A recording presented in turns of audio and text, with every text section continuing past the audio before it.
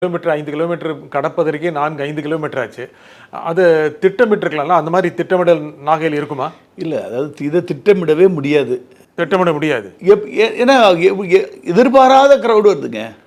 அது போலீஸாலே மட்டுப்படுத்த முடியாது, கட்டுப்படுத்த முடியாது. உங்களுக்கு இதுதான் ஃபர்ஸ்ட் இப்படி எக்ஸ்பீரியன்ஸ். நம்ம தமிழ்நாடு போலீஸுக்கும் இது ஃபர்ஸ்ட் எக்ஸ்பீரியன்ஸ். எப்படி சொல்றீங்க? இது முதல் அனுபவம் ஏன் சொல்றீங்க? இவ்வளோ கிரௌடு, அதாவது விஜயகாந்துக்கு வந்துச்சுன்னா ஒரு கிரவுண்டுக்குள்ள வராங்கன்னா இவ்வளோ இப்படிலாம் இடிச்சுக்கிட்டு போற இடத்துல வர்றதுலாம் நிற்க மாட்டாங்க.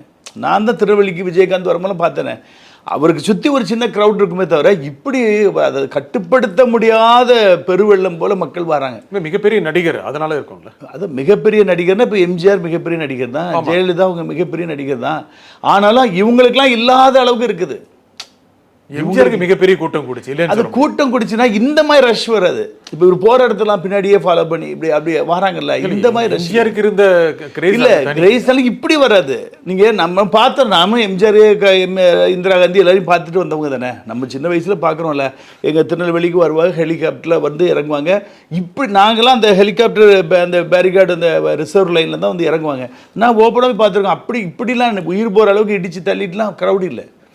அந்த ஒரு கிரவுண்டு வைக்கும் போது அந்த எல்லா பகுதியிலும் வந்து கூட்டிடுவாங்க. இவர் போகிற வழி பாத்வேலெல்லாம் இப்படி கூட்டம் இது வரைக்கும் இதான் ரெக்கார்ட் பிரேக். நடிகருங்கிற ஒரு மயக்கம், நடிகர்லையுமே டாப்னு தான் சொல்ல முடியும். இப்படி ஒரு கவர்ச்சி எந்த நடிகருக்கும் இல்லை. இன்னைக்கு அவர் மேலே நம்ம மக்களுக்கு அரசியல் நம்பிக்கை இருக்கா? 100க்கு 100 நம்பிக்கை வந்த போய் தான் தொடர்ந்து வராங்க. இப்போ நீங்கள் சொன்னீங்களா, ஒரு கேள்வி கேட்டிங்களா, கூட்டம் இருந்துச்சு, 2வது கூட்டம் குறையலாம்ல, குறையில 2வது கூட்டம் ஃபுல்லு. முதல் பிரச்சாரத்துக்கு வந்தாரு கூடு, செகண்ட் தேர்டு கூட்டிக்கிட்டே இருந்தால் போகுது. அதாவது ஒரு மோகன்னா ஒரு தடவை பார்த்த உடனே அப்படி உட்காந்துரும். பட் இது அப்படி இல்லை. இவர் எப்படியாவது முதலமைச்சர் சீட்டில் உட்கார வைக்கணும். மக்களுக்கு நல்லா புரிஞ்சுக்கிடுங்க, சலிச்சு போச்சு. 55 வருஷம் அதிமுக மாற்றி மாற்றி 2 கொள்ளையடிக்கிற கட்சி. எல்லாருக்கும் டிரான்ஸ்பரன்ஸாக தெரியும். இன்றைக்கி ஒரு கட்டடத்தை கட்டுறாங்கன்னா 50% கமிஷன்.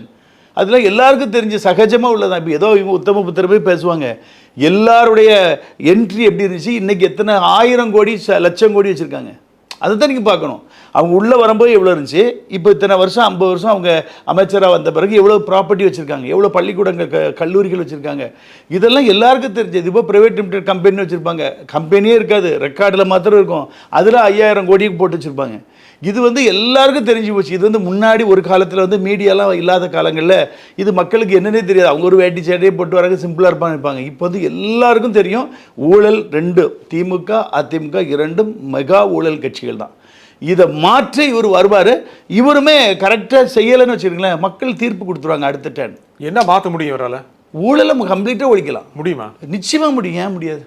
ஏன் முடியாது? அரசியலுக்கு வருபவர்கள் ஊழலை ஒழிப்பேன்